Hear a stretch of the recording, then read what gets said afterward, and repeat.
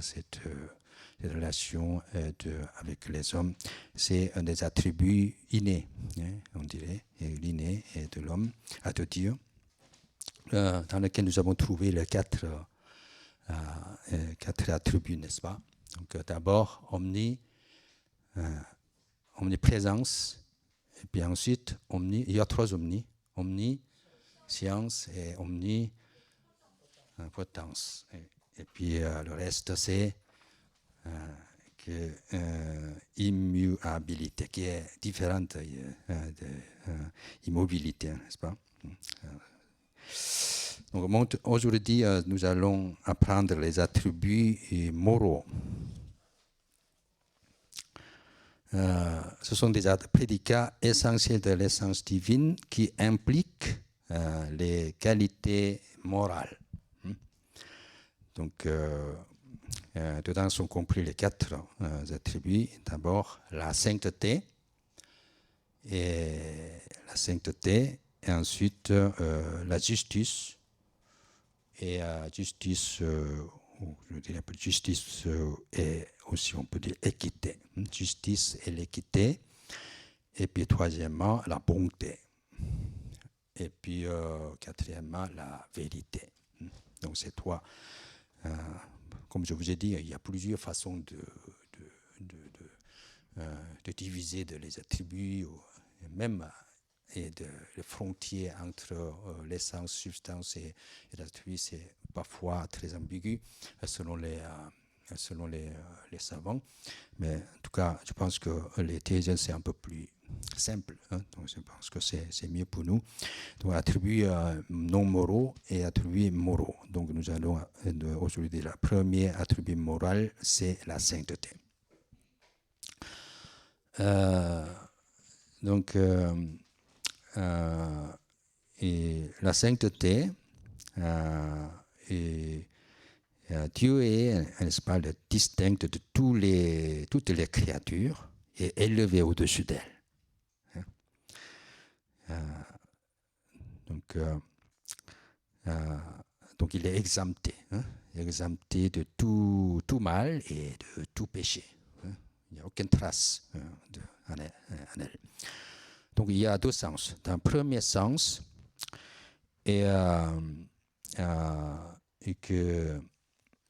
premier sens, c'est la sainteté n'est pas vraiment attribuée, n'est pas vraiment un attribut coordonné aux autres attributs, mais plutôt aussi important que tous les autres ensemble.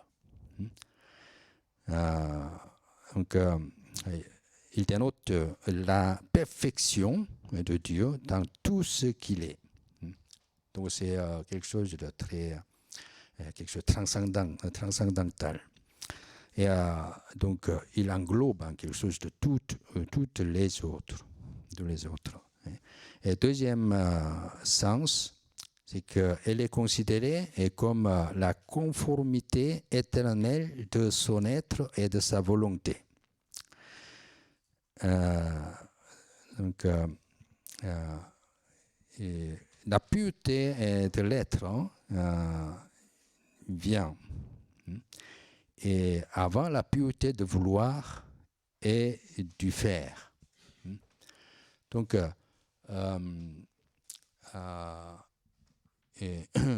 c'est-à-dire qu'en ce qui concerne la sainteté, n'a pas beaucoup de rapport avec son vouloir. Donc, au-dessus de son vouloir, et que ces saintetés existent. Donc, que Dieu est saint. Quand on dit Dieu est saint, c'est au-dessus de son vouloir. C'est-à-dire que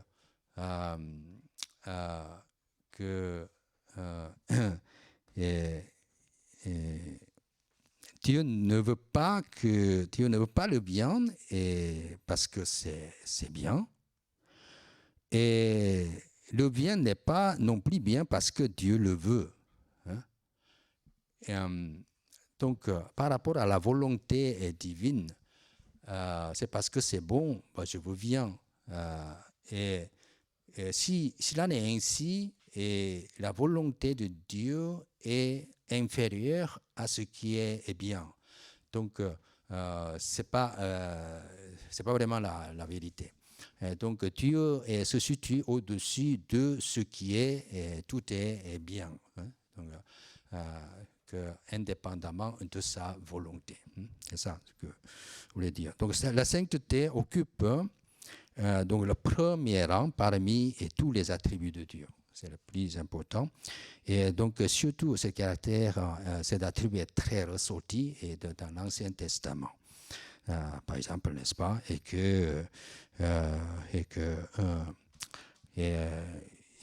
quand on est le tabernacle, il y a le lieu saint et le lieu saint des saints, etc. Donc, on ne peut pas entrer dans le lieu saint des saints. Il y a aussi que la montagne, sur la montagne, le peuple ne peut pas franchir de la frontière de Sinaï, etc. Aussi, il y a des nombres de lois concernant l'impureté et aussi comment faire la fête d'Israël, comment préparer la fête avec la pureté de Dieu, de tous les adorateurs, etc. Et donc dans Ésaïe seulement, le Saint apparaît 30 fois. Hein. Donc c'est très fréquent dans l'Ancien Testament. Et par contre, le Nouveau Testament mentionne pas souvent. Mais cela ne exclut pas totalement et que dans le Nouveau Testament aussi, la sainteté de Dieu a été soulignée. Et que quand même, donc par exemple, Hébreu et Pierre ou de Jean, etc. Il mentionne. Jean déclare par exemple, Dieu est lumière et il n'y a point en lui les ténèbres. Cela implique que Dieu est saint. Donc, nous connaissons très bien, n'est-ce pas, dans Ésaïe, que Saint, Saint, Saint, et comme ça, c'est là, les anges et chanter. Donc, la sainteté est le principe qui résume les trois autres ensemble, car c'est sur la sainteté et que son trône est fondé. Alors, qu'est-ce que ces trois choses, trois importantes à apprendre du fait que Dieu est saint? D'abord, il y a un gouffre. Quand on dit Dieu est saint, il y a un gouffre supposé entre Dieu et le pécheur. Donc, ce gouffre est infranchissable. Donc, non seulement le pécheur est éloigné de Dieu, mais Dieu est également éloigné du pécheur, à cause de cet attribut de sainteté.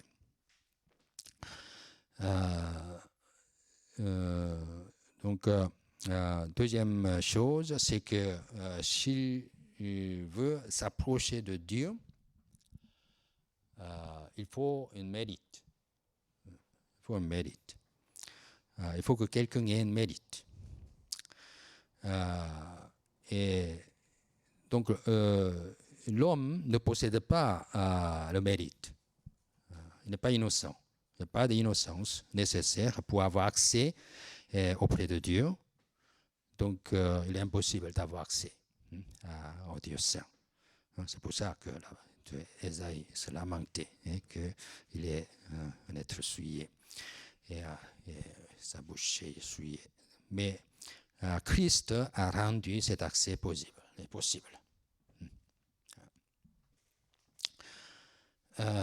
C'est dans la sainteté de Dieu que nous trouvons la raison de l'expiation, ce que sa sainteté exigeait, son amour l'a fourni. Troisième chose, ça peut être plutôt une attitude. Nous devrions nous approcher de Dieu avec piété, avec crainte. Donc, que le Seigneur Jésus nous a rendu possible cet accès au Dieu saint et mais pour que nous puissions nous approcher par le mérite de notre Seigneur Jésus-Christ, quand même, il y a une prérequis qui est l'attitude de piété et de crainte. Donc ces trois choses sont nécessaires. Et deuxième attribut, c'est la justice et l'équité. La justice et l'équité de Dieu, c'est l'aspect de sainteté de Dieu que l'on voit dans sa façon de traiter ses créatures. Donc ces qualités sont attribuées à maintes reprises dans la Bible. Par exemple, Abraham se demandait lors du jugement de Sodome également, celui qui juge toute la terre n'exercera-t-il pas la justice? Donc Abraham s'appuie sur la justice de Dieu et pour commander l'amour de Dieu. Et donc le psalmiste déclare: la justice et l'équité sont la base de ton trône. Donc Dieu a institué dans le monde un gouvernement moral. Donc le gouvernement institue des lois. Ce sont des instruments de Dieu et pour gouverner le monde. Donc ce sont des lois justes, bien sûr, qui sont toujours accompagnées aussi des sanctions lors d'infractions. Donc il y a un acte octroi à cause de ces derniers. Il met ces lois à exécution et par octroi de récompense et de punition.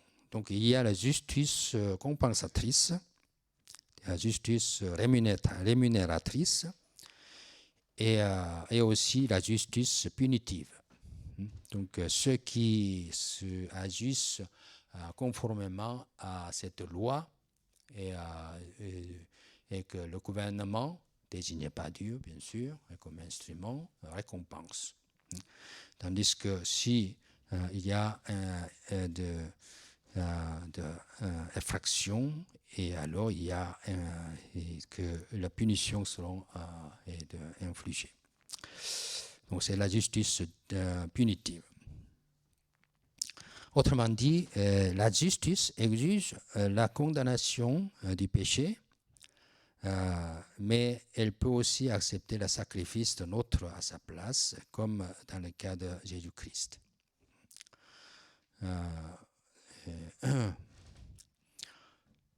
Donc certaines suggéreront peut-être que l'infliction de la punition a un but d'amélioration de la situation de la société, n'est-ce pas? Et le but de retour à une meilleure conduite, et de réhabilitation, etc. Mais nous devons savoir que le principal but, c'est autre chose, c'est que le maintien de la justice. Donc l'attribut de justice de Dieu contribue aussi à encourager le croyant. Beaucoup de serviteurs, y compris Habakkuk, représentative, se posaient la question pourquoi de tous ces mal existent et les méchants prospèrent alors que les humbles, les adorateurs sont toujours humiliés. Et donc la justice de Dieu consiste à constituer un encouragement pour le croyant et parce qu'il persévère malgré l'injustice apparente de ce monde, mais il s'assure de la finalité qui est la récompense. Et troisième attribut, c'est la bonté. Dans le sens le plus large du terme, la bonté de Dieu comprend toutes les qualités qui entrent dans la conception d'un personnage idéal. N'est-ce pas? Quand on dit de quelqu'un très bon, c'est idéal, hein, n'est-ce pas? Donc, même du point de vue de l'homme, hein, on cherche toujours bon. Dans la philosophie grecque, toujours, quand on parle de bon, c'est quelque chose de très utile. Donc, du point de vue de l'utilité, on regarde, on juge et que quelque chose, quelqu'un est bon. Mais dans le christianisme, c'est différent. Et la bonté de Dieu englobe des qualités et englobe, c'est-à-dire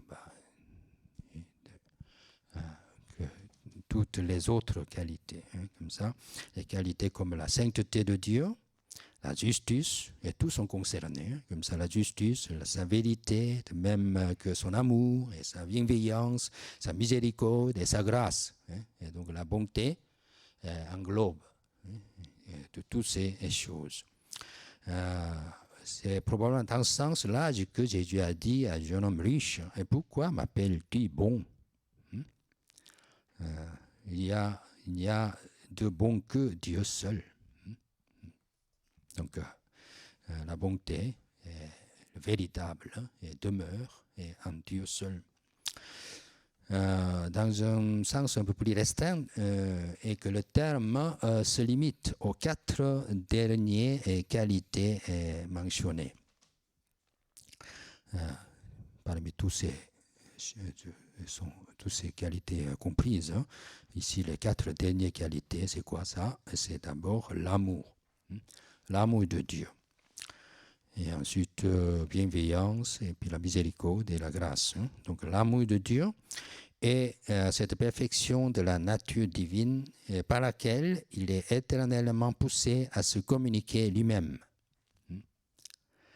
Et ce n'est pas une simple impulsion émotionnelle, mais une affection rationnelle, volontaire, qui a pour motif la vérité et la sainteté, et qui s'exerce par libre choix. Et donc cela ne veut pas dire que le sentiment n'a pas sa place. Donc lorsque nous dit que Dieu nous aime, nous n'avons pas ignoré que Dieu a quand même un sentiment, il manifeste son sentiment affectif et envers nous. Donc s'il n'y a pas de sentiment de Dieu, il n'y aurait pas non plus l'amour de Dieu. Donc le fait que Dieu soit affligé, hein, n'est-ce pas? Ce matin, nous avons appelé Dieu est affligé. Hein, donc Dieu a un sentiment. Dieu a un sentiment. Lorsqu'il regarde le péché qui domine dans le monde. Donc lorsque Dieu est affligé et que ce matin, Dieu a jugé le monde avec le déluge, mais derrière cette affliction est toujours ce motif que nous devons saisir, hein, que j'ai souligné un peu de message, et qui est l'amour de Dieu. Hein, donc à travers de cette affliction, qui inciterait sûrement une sorte de punition, mais après, et que Dieu veut que son peuple retourne, hein, comme ça, à la bonne voie. Hein. La captivité babylonienne, c'est un bon exemple. Et puis, les Écritures témoignent fréquemment de l'amour de Dieu, n'est-ce pas? Elles parlent de lui comme du Dieu d'amour, Dieu est amour, hein, n'est-ce pas? Il n'est pas comme des dieux des païens et qui haïssent, qui se mettent en colère, ni comme le Dieu de philosophe qui est froid et indifférent. Le Père aime le Fils aime le Père, Dieu aime le monde et son ancien peuple d'Israël et ses véritables enfants, et il aime la justice et l'équité, etc. Donc, c'est innombrable d'expressions comprenant de l'amour. puis la bienveillance de Dieu. Bienveillance de Dieu. Donc à cause de sa bonté, Dieu traite toutes ses créatures avec libéralité, tendresse, bienveillance. Donc l'Éternel est bon envers tous et ses compassions s'étendent sur toutes ses œuvres. Les yeux de tous espèrent en toi et tu leur donnes la nourriture en son temps. Tu ouvres ta main et tu rassasies à souhait tous ceux qui a vie. Donc, nous connaissons bien, n'est-ce pas, et que dans le Nouveau Testament, Jésus a souligné, sa bienveillance ne se restreint pas aux croyants, mais à tout le monde. Car il fait lever son soleil sur les méchants et sur les bons, il fait pleuvoir sur les justes et sur les injustes. Donc, inconditionnellement, Dieu aime tout ce qui respire sur la terre. C'est la bienveillance de Dieu. Et puis, la miséricorde de Dieu, c'est surtout par rapport aux miséreux. C'est pour ça miséricorde de Dieu. La miséricorde de Dieu, c'est sa bonté manifestée à l'égard de ceux qui sont dans la misère et la détresse. La compassion, la pitié, c'est la même autre expression de cette miséricorde. Donc la miséricorde est une qualité éternelle et essentielle en Dieu en tant qu'être parfait, mais l'exercice de cette qualité dans un cas donné est facultatif. C'est-à-dire que Dieu n'est pas obligé. Et que les miséreux ne reçoivent pas toujours de la miséricorde de Dieu. Acte miséricordieux de Dieu, n'est-ce pas? Donc nier le caractère libre de la miséricorde, c'est l'annihiler, car si c'est quelque chose qui est dû, ce n'est pas de miséricorde. Tout le monde reçoit. Bon. Tous les miséreux reçoivent la miséricorde. On ne peut pas vraiment appeler miséricorde.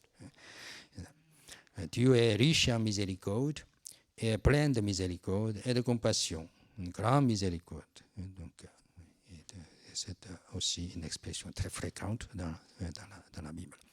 La quatrième chose, c'est la grâce de Dieu. La grâce de Dieu. La grâce de Dieu, c'est de sa bonté manifestée à l'égard de ceux qui ne la méritent pas. C'est pour ça que c'est la grâce. La grâce concerne l'homme pécheur et coupable, tandis que la miséricorde concerne l'homme pitoyable, malheureux. Donc il y a différence. Les Écritures parlent de la gloire de sa grâce, Éphésiens 6, et infinie richesse de sa grâce, Éphésiens 2,7, et puis de diverses grâces, et la grâce de Dieu véritable, etc. Pierre parle. Donc là, l'exercice de la grâce, comme celle de miséricorde, c'est la même chose. C'est pas obligé. Comme ça, c'est facultatif. Et donc, il doit être saint dans toutes ses actions. Mais il peut ou non faire preuve de grâce à l'égard d'un péché coupable. Donc, les Écritures montrent que la grâce de Dieu se manifeste à l'égard de l'homme naturel dans la patience de Dieu et le long délai avant la condamnation du péché. Dans la distribution des dons et des talents aux hommes, en leur accordant des bénédictions au lieu d'un jugement immédiat. Donc les Écritures montrent également que sa grâce se manifeste uniquement envers ceux qui sont ses élus. Et en ce qui concerne l'élection, prédestination, rédemption, salut, sanctification, persévérance, service, etc., glorification même, il s'agit ici de la grâce spéciale de Dieu. Donc, si le premier, c'est la grâce universelle, et c'est une grâce réservée, et son peuple élu, c'est la grâce spéciale de Dieu, dont nous bénéficions en tant qu'élus. quatrième attribut moral, c'est la vérité. Donc Dieu est vérité. Et sa connaissance, ses déclarations et ses représentations se conforment éternellement à la réalité. Donc c'est pour ça que Dieu est vérité. La vérité de Dieu est non seulement le fondement de toute la religion, mais aussi toute la connaissance, toute connaissance. Dieu est un vrai Dieu, en ce qu'il est aussi bien un Dieu sincère et un Dieu fidèle. Donc, un vrai Dieu, ça veut dire un Dieu sincère et un Dieu fidèle. Il est la source de toute vérité. Donc, la conviction que chacun a est que le sens ne trompe pas. La conscience est digne de confiance. Et que les choses sont ce qu'elles semblent être et que l'existence n'est pas simplement un rêve, etc. etc. Nous avons beaucoup de convictions en vivant dans ce monde et ces convictions reposent en définitive sur la vérité de Dieu. Donc, bien sûr que c'est une bonne conviction, bien sûr. Il y a de mauvaises convictions aussi. Mais la bonne conviction est qu'elle se repose sur ce Dieu de vérité, un vrai Dieu. Autrement dit, nous vivons dans un monde qui est vrai. C'est-à-dire la création. La création, c'est ce monde, c'est le monde. Et donc nous vivons dans un monde qui est vrai. Beaucoup demandent, n'est-ce pas, comme Pilate, qu'est-ce que la vérité? Et la vérité et la réalité est fondamentale, c'est Dieu. Aussi bien la nature de l'homme que les Écritures enseignent que Dieu est vrai. On est forcé de croire que la loi naturelle a un législateur personnel. La loi naturelle ou la loi physique et un législateur et personnel. Aussi bien la régularité des lois de nature et leur finalité évidente témoignent qu'il y a un auteur intelligent. Donc Jésus a affirmé que Dieu est le seul vrai Dieu. Jean écrit, nous sommes dans la véritable. Dans les relations de Dieu avec ses créatures, sa vérité est connue comme sa véracité et sa fidélité. Donc sa véracité, c'est quoi? Sa véracité se concerne et ce qu'il révèle de lui-même et ce qu'il dit. Et donc, ces révélations de lui-même dans la nature et sa conscience, la conscience et les Écritures sont vraies et dignes de confiance. Donc, Dieu est véritable. C'est la véracité qui concerne ces révélations. Quand il se révèle, que c'est vrai. Il y a aussi ce qu'il dit, c'est vrai. Et puis, deuxième chose, c'est sa fidélité.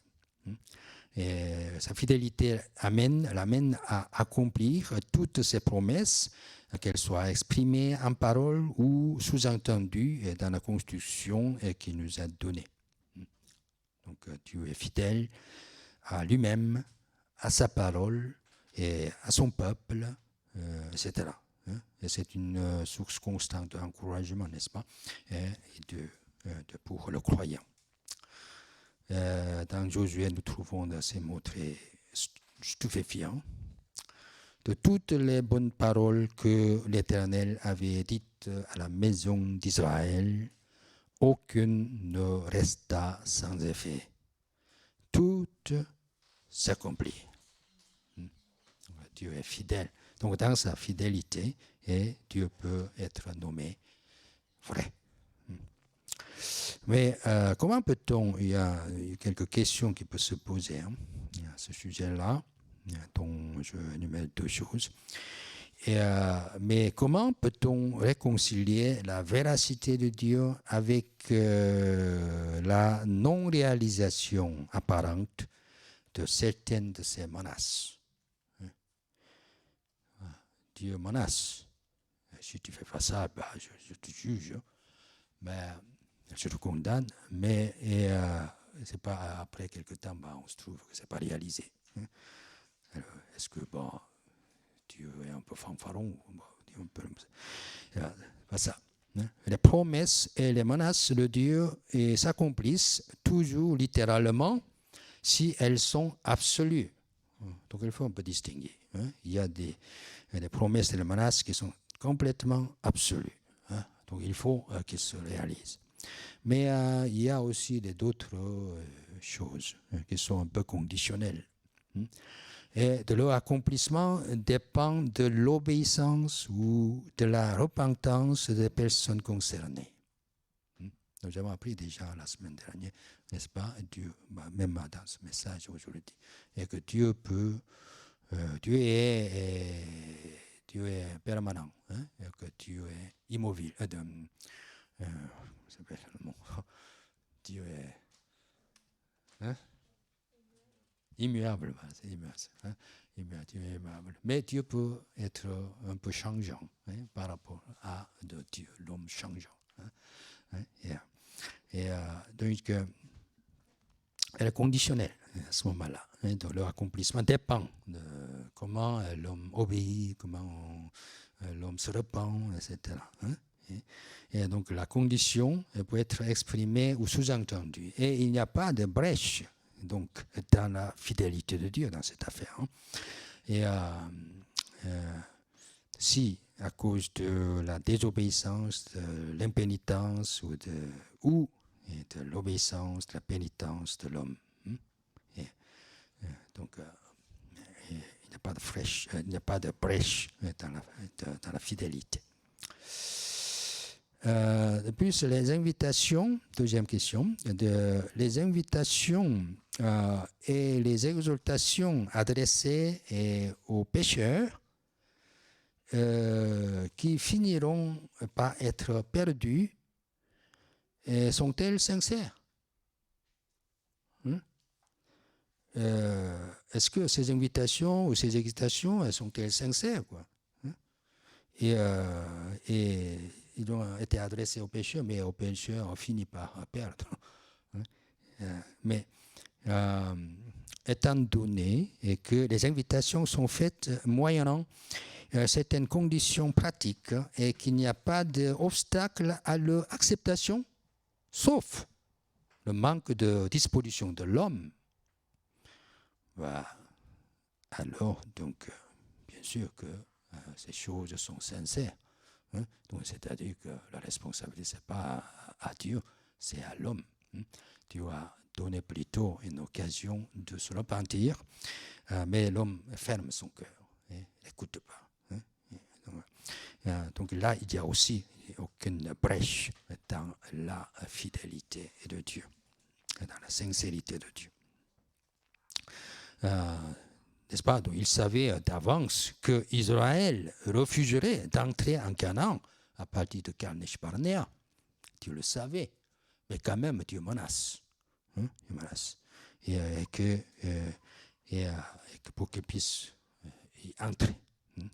Mais qu'Israël s'endurcit, s'entête, ne pas y entrer. Donc c'est à Israël qui incombe la responsabilité. Donc la véracité, la fidélité de Dieu demeureront donc irréprochables.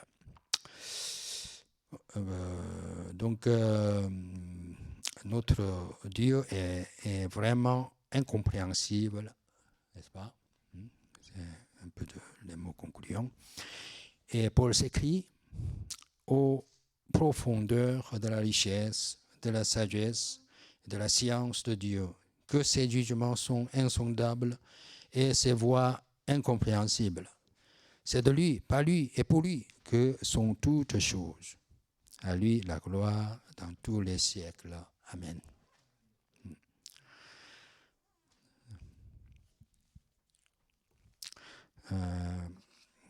Ok. Maintenant que nous avons un peu de méditer les attributs de Dieu, les attributs de Dieu, attributs non moraux et moraux. C'est vraiment immense, que c'est trop profond pour que nous puissions y méditer, comme l'apôtre Paul dit, mais que je vous exhorte encore et que pendant que vous avez le temps d'entrer tous ces attributs, et en lisant la Bible ou en méditant, en priant, et que approfondir cette merveilleuse profondeur des attributs de Dieu, et que vous puissiez vraiment vous réjouir, régaler entre guillemets de ces attributs de Dieu. Et pendant l'été, quand vous avez relativement de temps, plus de temps, et que nous soyons affermis dans cette connaissance de Dieu. Donc, je vais prier pour terminer. Seigneur, merci aujourd'hui que nous avons appris de quelques attributs de Dieu, attributs et de moraux surtout, et que la bonté, la vérité, etc. Et que aide-nous à vraiment de comprendre de ces attributs, même si nous sommes très insuffisants, même si nous sommes ignorants, et que tu nous accordes le Saint-Esprit pour ouvrir nos yeux, pour les voir et pour les comprendre. Seigneur, bénis abondamment cet été, que même si nous n'étudions pas, continuons pas d'apprendre de la doctrine de Dieu, et nous de réfléchir de tout ce que nous avons appris jusqu'à maintenant, et que nous puissions comprendre, connaître de mieux en mieux ton statut et tes attributs, et que puisse avoir beaucoup de joie à cause de cette connaissance de Dieu. Merci beaucoup. Je prie au nom de Jésus-Christ. Amen. Heureux dimanche après-midi.